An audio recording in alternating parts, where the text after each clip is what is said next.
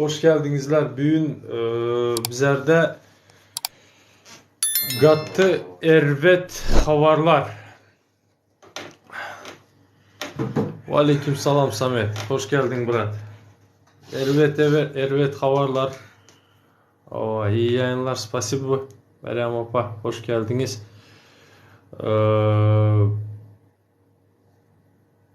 Bu biz айтясь постоянно. Hemşe айтясь. То, что bizim hükümetimiz yok. Неоднократно подтверждается. Biz bize hemşe. Dine birbirimize kömek edeceğiz. İşte hemmesi bilsin nime olup oturan situasiya kanaka. Şugün yaman haberlarımız var. Az adam toplansın. Ondan sonra başlamayız. Neme kandı? Пожалуйста, şugün like jilet etmengler. Aleyküm selam Ankara tema. Like jilet etmengler, donmasın. Paylaşınlar. Gerçi köp adam bilen diskusiya edip şu zadı обсуждать edip bilsek tем hemmemize лучше böyle. Salam Alişer, salam vatandaşlar. Aleyküm selam. Hoş geldiniz. Vendettamız. Aleyküm selam. Beraber hoş geldin. Vatandaşlar İfiri paylaşım biz emez adı monitör dediği otuyuz. Bütün emez situasyonu benim işim başladı. adığı toparı bulup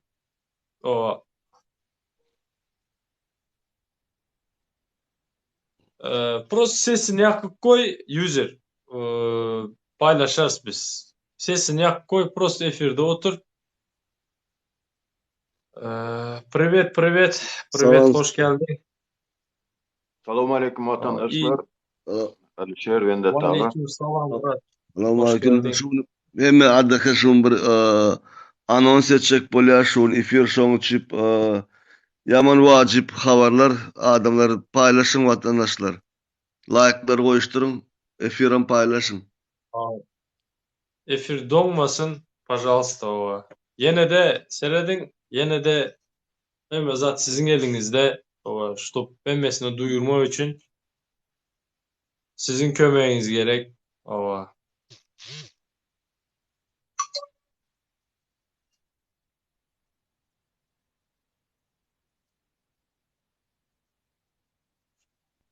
O da gelir, Nur da gelir. Aleyküm selam user. Hoş geldin. Bizim pastayanım biz monitör diye doğdu situasyonda. Papustikam ne eldiysem sizin bunun altı boşta çeker biz. Yine vacip meseleler var. O da касающийся любой her bir vatandaşı касающийся. Эти вопросы просто так duran. Давайте hemmemiz oturup şunu absürt ederiz. İngberkisi Salam aleyküm. Что случилось? Neme bolup dur. Neme bolup dur. Ezayetçe. Toplansın. Короче, начнем, да? Başla verelim. Murat. Seyredin. Situasyon şunyalı vatandaşlar. Bizim Türkmen Çankırı'da zat var. Geri gönderme merkezi. Deportasyonlu Çankırı'da deportasyonlu center'ımız var. Geri gönderme merkezi var Çankırı'da. Bizim 7 tane Türkmen yiğidimiz Gaçyanır'dan. Bir hepten bundan ön. Bugün tutuldular olar. Avratını getirdiler. Tutuldular, avratını getirdiler. Hazırım seyredin. Paçorku geri gönderme merkezi. Türme değil, zat değil. Hazır nadan moment onlara полностью, näle diýsem, как это сказать, Atamurat. Как это сказать? Köse otylar. Köseýeler olar. Köseýeler şu wagt bary aňyrda ýyna getirdiler. Şo da biziň 7-8 sanlyk watandaşlarymyz bar. Şonu ýene ýyna tutup getirdiler. Olar şu wagt şu taýda getiren soň gaçan üçüp, olar biraz köseýe otylar şu taýda. Şu taýda biz diýjek bolýar adamyz adaka topory zatdan biziň konsullugyny, pasolstwalar, pasolstwa elbetde şu golaýym hem de onun funksiýasy hem köpürak. Şu taýda baryp biziň şu taýdaky oturan bizim türkmen watandaşlarymyz, grajdynlary ýagdaýyny sorap, näil o zatlaryny soramak olan gözgön borçyny şu bizim o zatlaryny olan hukuklaryny kemsitmek hiç kimin o zady ýok. Şoň üçin şu wagt talap edýär bizim konsulluk edaralardan, pasolstwadan, ilçihanadan şu taýda baryp ýagdaýlaryny oglanyň ýagdaýyny bilmek üçin. Hökman ertirin önüne gitsinler, bilsinler şonu bara. Işlar da o seredin bir zada düşününler de olaryň o ýerde oglan üçin bütün aňyrda yatan türkmen oglanlar da kösen oty ýitler. Dinleň, şu gün biz yine bireze görkeze bizim Türkmenistan konsulstwamız, konsullarımız bize daşary ýurtda bizi pristavlat etýän hökmet edaralary bizim üçin işlän ok. Hiç absolutno adamlar 6 aylap 7 aylap yatylar o. Çağaları bilen yatylar ey. Vatandaşlar bir zada düşünün o. Çağaları bilen yatmak näme diýmek vatandaşlar? He? Biz näme etdik? Yüzünü Koreýadan kaçtykmy? Severni Koreýadan mı kaçıp gaýtdyk muň ýalyşdyp, muň ýaly situasiýalara düşüp? He? Çağalarymız aş bilen biziň ýaban şubalarda, geri gönderme merkezlerinde ulalýarlar. Nerede bizim hökmet? Näçe şu zada çare tapan oklar? Näçe şu zada hiç sereden oklar o? He? Aňyrda bizim 7 sany oglanymyz gaçdy. Bir koykada 2 adamdan yatylar, 3 adamdan yatylar bir koykada. O bir tanesi тоже tak sibe. Bir doğru düzgün berilen ok diýerler. Doğrudur, köptür ýöne bizim hökmedimiz nerede Türkmenistan hökmedi? Nerede olar? Nerede şolar äzir şolaryň ýanynda bolman, nerede bolup ýörler? Näme edip ýörler? Ha? Ýadamadыңyzmy siz? Çäresini kim tapmaly? Aktivistler, biz şo zada aýtýar size. Awa.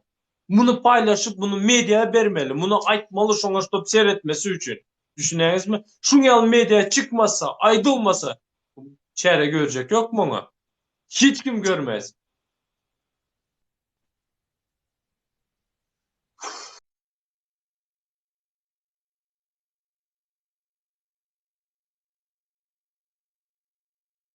Türkmenistanyň Türkiýedaky ilçihanasynyň dikkatyna. Deportasiýa merkezlerine ýygnanan ýüzlerçe türkmen bar. Üçüsi ýenjelmelere sezewar boldy. Daşary ýurtda Adalet Demokratik Hereketi ýaşlar hereketinden alynan maglumata görä, şu günler 3 sany türkmen migrantyna garşy fiziki zorluk ulanyldy. Has giňişleýän maglumaty 1 fevrallaky TikTok Alişer 86 kanalyna el ýeterlidir. Bu migrantlar ozal möhlete geçen resminamalar sebäpli tutsak edilipdi. Soňra migrantlar ol ýerden gaçmagy başardylar. Ýöne gaçanlar 30 ýanwarda Türk polisiýasy tarapyndan tutuldy we ýene-de deportasiýa merkezine getirildi. Olaryň aýtmagyna görä gaçmagyň sebäbi tutsaklykda saklanma şertleriniň kyn ýagdaýda bolmagydyr. Mysal üçin tutsaklar saklanýan otoglaryň meýdany 3-3 ýene 4 metr bolup, her otogda 15 adam ýerleşdirilmegi we berilýän imitiniň hil taýdan yaramaz bolmagydyr. Antalyada ýerleşen 5-6 atly deportasiýa merkezi hakynda başga bir çeşmenin aýtmagyna görä, deportasiýa merkezlerine tutsaklykda oturanlara gowluk arzu edýänini habar berdi. Bu ýerde 3-4 aýdan gowrak wagt bäri Türkmenistanyň 8 raýaty saklanýar. Çalışma üçin eň eşikleri ýok. Tutsak edilen wagtyndaky eşiklerini ulanyp bolmaýar. Biz bilen söhbetdeş bolan onlarça türkmen migrantlary deportasiýa merkezlerine tutsaklykda bolan nöwri, olaryň ykballary barada türkmen diplomatlarynyň hiç haçan soramandygyny aýtdylar. Deportasiýa işgärleri türkmen ilçihanasynyň we konsulluk gullugynyň jogabyna bir näçe aý garaşýandyklaryny etdiklerini tutsaklara habar verdiler. Şeýle-de bolsa türkmen häkimiýet işgärleri öz raýatlaryny bir näçe aýlap tanamaýarlar. Ýitirilen resmi namalary dikeltmeýärler. Aklawjy tapmaga, lukmançylyk kömegini vermäge kömek etmeýärler. Şunun bilen baglylykda türk häkimiýetleri türkmen migrantlaryny 6-9 ay izolasiýada saklamaga mejbur bolýarlar. 40 larely migrantlar merkezine wagt geçiren ýaş türkmen A, B bu barada efirde şeýle gürrüň berdi. Ähli daşar ýurtly migrantlara konsulluklarynyň aklawjylary geldi. Ýöne türkmen diplomatlary hiç ýerimize gelmedi. Men ol ýerde 6 aýdan gowrap wagt boldum. Türkiýanyň deportasiýa merkezlerine bolan türkmen raýatlary ozal Ankara we Istanbuldaky konsulluklaryna köne pasportlaryny çalışmak ýa-da möhleti geçen resmi namalary täzelemek üçin ýüz tutdular. Ýöne ýeňip bolmajak päsgelçilikler bilen ýüzbe-ýüz boldular. Ýagny käbir ýagdaýlarda konsulluk işgärleri öz watandaşlarynyň haýyşyny äsgermezlik etdiler. Käbirlerine bu prosesi uzak wagtlap çekdiler. Käbirlerine esassyz ýüze gürdiler. Şeýlelik bilen 2021-nji ýylyň güýzünde Türkmenistanyň Istanbuldaky konsullugyna pasportynyň uzaldylmagy üçin ýüz tutan Ediz Mamedow häli häzirçenli resmi namasyny almady. Mundan başga türkmen rejiminiň adyndan konsullukdaky adamlar oňa haýwat atyp başladylar. Sebäbi konsullugyň ýalňyşlygy sebäpli resmi namanyň ýitirilmegi bilen Ediz Mamedow türkmen resmileriniň hereketlerini açaçan tankytlap başlady.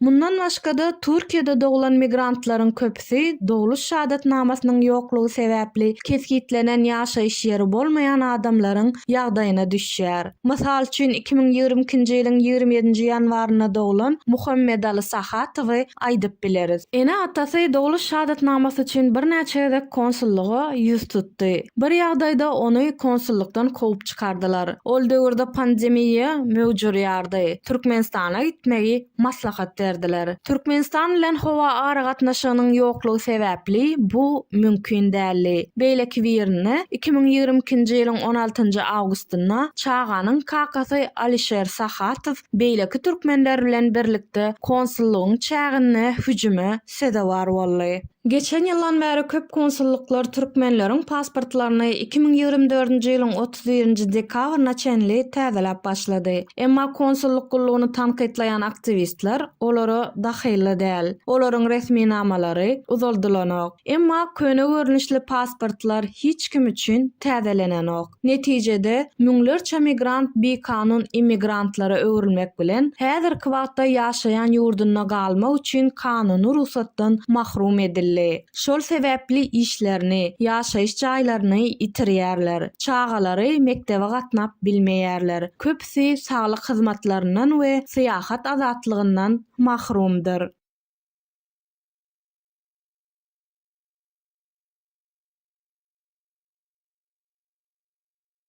Şöyle bir minut söz alayım. Bir vatandaşımız yazan ispatı nerede senin bu etken zadyň dip indi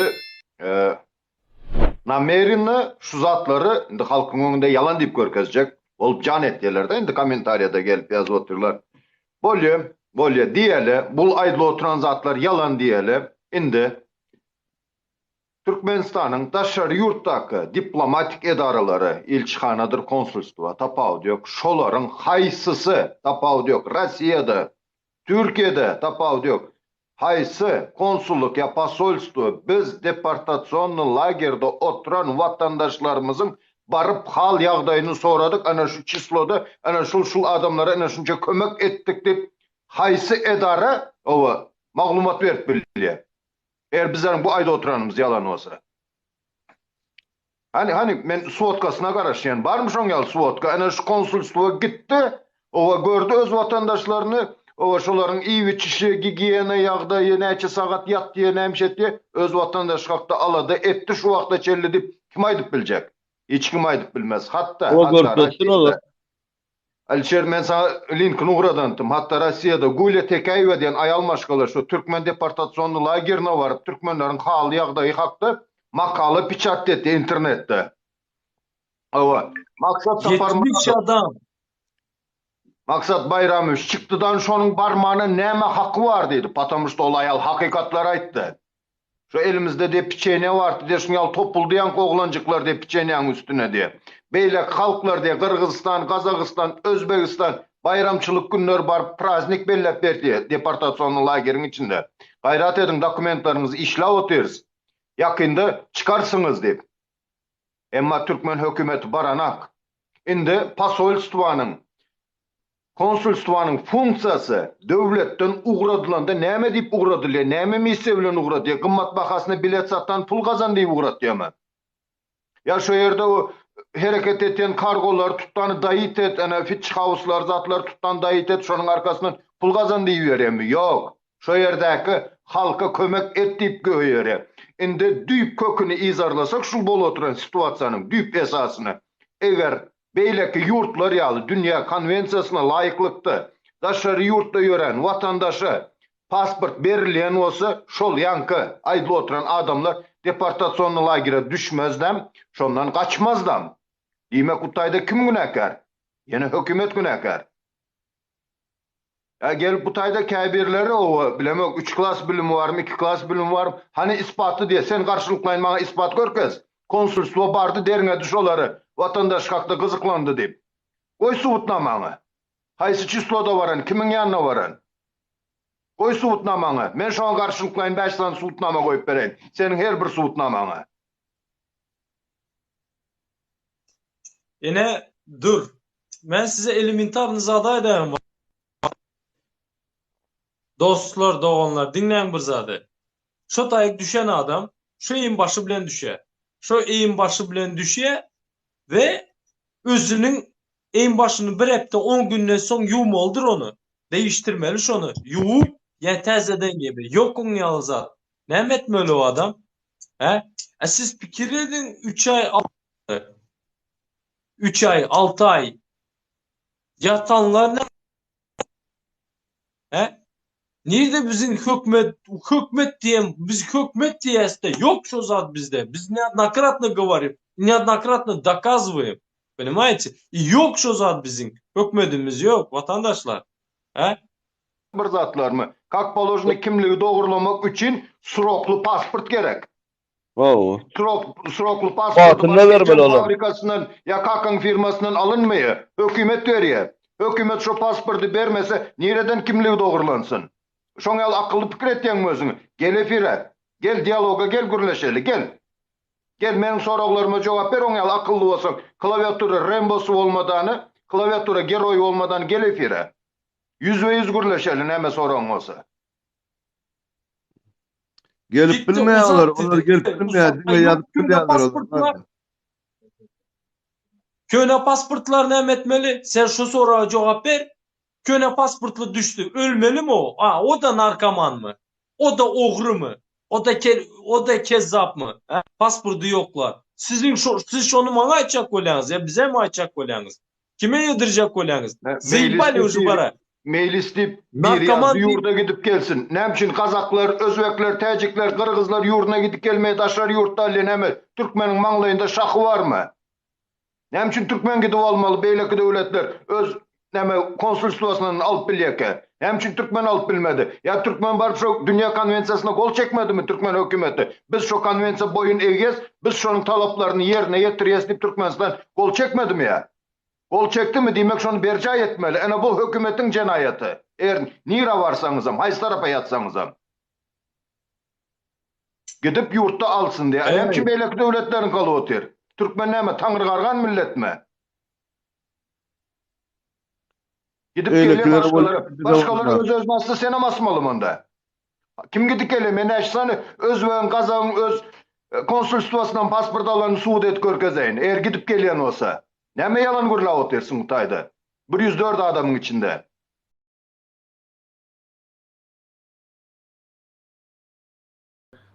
Alşer abi yaban şubeye düşen birisi var dedinizler ha. Birisi emez ülke. Advokat verilmiş dedinizler. Situasyonu. Ayt. Ova ben 40'larda yattım 60 gün. 60 gün. Hem benim advokatı çağrıldı. Pakistan, Özbekistan, ondan Suriyeli. Ama bizimkine geldiği zaman bizim advokat yok. Ha. Niçin de Türkmenlere advokat verilmedi dedi. Niye Şu içinde sen? aydıştırsana. Ondan sonra Aha. dur, sözüm bölgenle ayrıca vereyim de unutmadan. Son dedim ki niçin bizlere yok desem sizlerin Türkmenistan dedi. Sizler almayacak. Sizler dedi dinlemeyecekler dedi. Sizler kan gelem olsanız öyle şunu diyeyim gidinler dedi. Çünkü sizler uçağım koymayacak. Depodan edilmeyeceksiniz dedi. Bizlere yaban şube. Göç idaresi. Ya